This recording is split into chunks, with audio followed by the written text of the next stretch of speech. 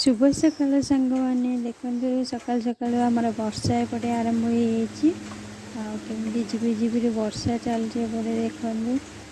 एपटे देखो बिलरे आम तली टिकी टिकी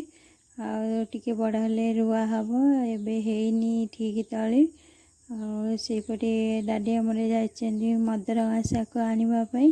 बिल पाखे आज आम मदरगा शाग रोषे देखा देखो आम डाडी आनी मदरगा शाग मुझे भलसे धोई धाई देती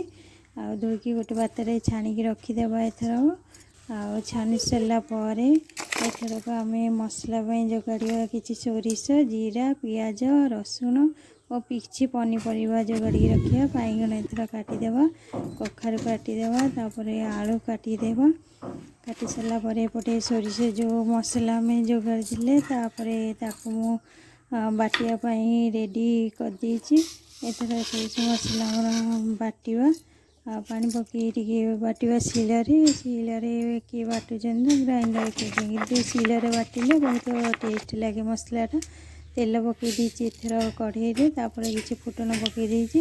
कटा होइथिबा किछि पनीपरिया को आम पकईकी किसी टाइम कषि नेबा जेमिति आमर टिके लाल कलर कषाटा ना पांच लगे आगर जेहेतु पानी बाहर पांच लगे ना किसी गोटे दीटा टमाटो आम पकईदे स्वाद अनुसार आपको जमी भल लगे पकई किसी टाइम कषिदे सोरिष जीरा जो बटा होता आम मसला पकईकी किसी टाइम आम कषा किसी हलदी गुंड और लंका गुंड आम पकईकी किसी टाइम कषा एथर देखते आमर केमती कषा भी रेडी हो गलानी आते आम पानी आने पानी देगी किसी टाइम आम फुटियापाई छाड़ीदे देखो आमर फुटियापाई रेडी हो लुण पकईकी किसी टाइम फुटेदेव शाग जो काटी शाग को आम पकईकी किसी टाइम घाटिकी फुटियापाई छाड़देव देखो आमर प्रस्तुत हो साराणी मदरंगा शागर तरकारी देखो यहाँ जमी पानी रही जुकुजुकिया हम बहुत टेस्ट लगे जुकुजुकिया हेले